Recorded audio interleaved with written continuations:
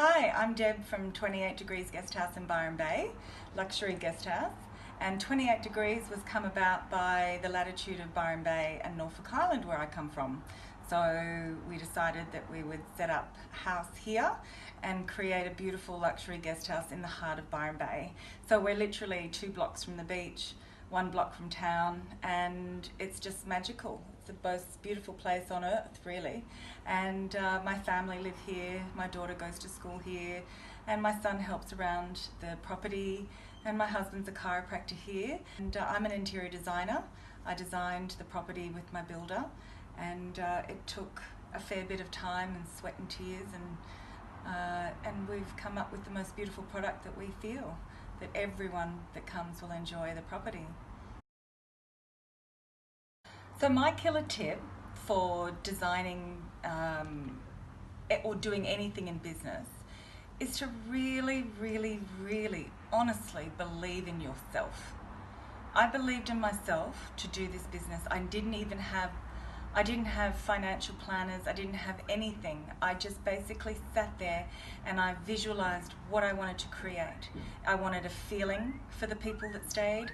I wanted a safe haven, and I wanted beautiful, luxurious things in every single corner of my room. And some of the process was really difficult to execute, but I just kept coming back to believing in myself.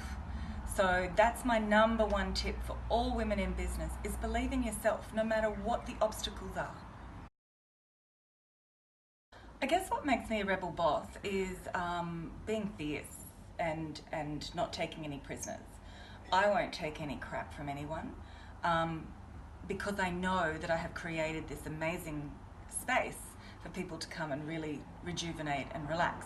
I will always overlook things and make sure everything is done properly. And I just don't lie, I don't play games. People know where they stand with me. I either like you or I don't. And it doesn't mean that I don't like you, it's just that I don't need you in my life and I don't want that energy in my life. I'm very, very clear about that. I'm a fantastic manifester, so for me you've got to be careful what you wish for. You know, you've got to be very clear. So I'm always clearing out and dumping my mind and giving clear, sort of going through a vision every day of what I want to create. And I think that's what makes me really fierce and resilient. I think I have resilience times 5,000.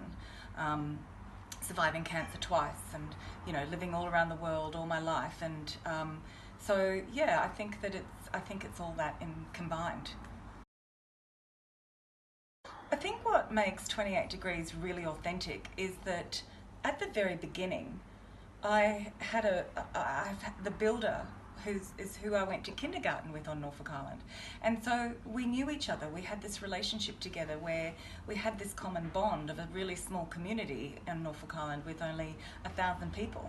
You think Byron's small, so I think that he and I got each other, and he knew me so well that he knew the level of standard that I wanted to build, and not one nail was put in this property without me looking at it, because it had to be the right colour. I mean, I started with the bathroom taps, and then I created the whole entire house around these bathroom taps. And sometimes that's a really hard thing to do, but it's also really fun and creative, and it makes everyone really on their toes, because they have to have that standard. And the other great thing about creating 28 Degrees was I wanted to make it a really pure place to be. And with all my life experiences with my cancers and things like that, and traveling the world, I really got this place blessed by a couple of beautiful healers that I know. And we've put grids around the whole property underground to keep all the negative energy out, a positive energy in. And that goes for the people that come here for weekends or for a week at a time. When they come with all their heavy energy, it releases it all, and they have this amazing time, but they don't really know why. And so for us, we've got frankincense that we clear the rooms with every time there's a service, every time there's a, departure clean. And so we're always trying to keep it fresh and clean and pure. And I think that then creates a space for tranquility. My rebel boss would be Oprah Winfrey. I think she's an epiphany of strong, determined, lived through so many different adversities, but shows such humility and such poise and grace and strength. And I think for all women, we all see a part of ourselves in her, and I think that's why she's just so, amazingly popular and so successful in everything she does. I think she's got the most, probably a bit like Farlap, the biggest heart in her body. And for us, it gives us hope as women, creating our little piece of what we do in the world.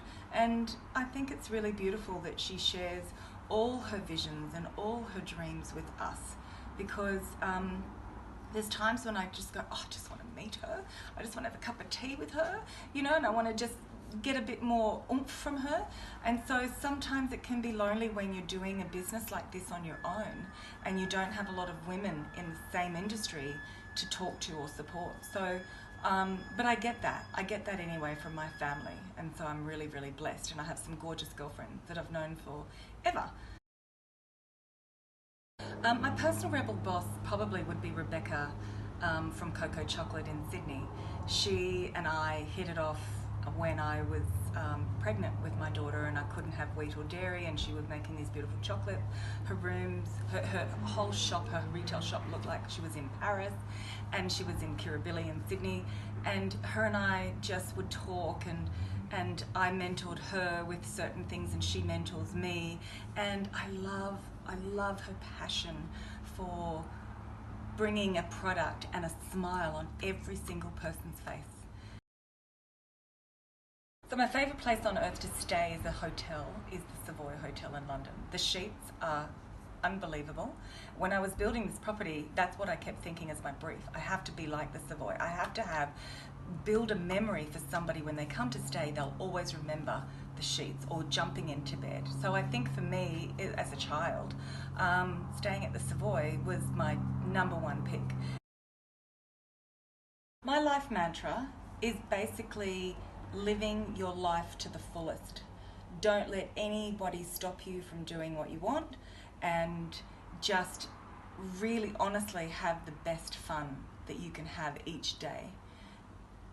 I think that if you do that and you're respectful, then everything comes your way. It's not always about praying for the positive. It's not always about those sorts of things, but it's actually really just living your truth.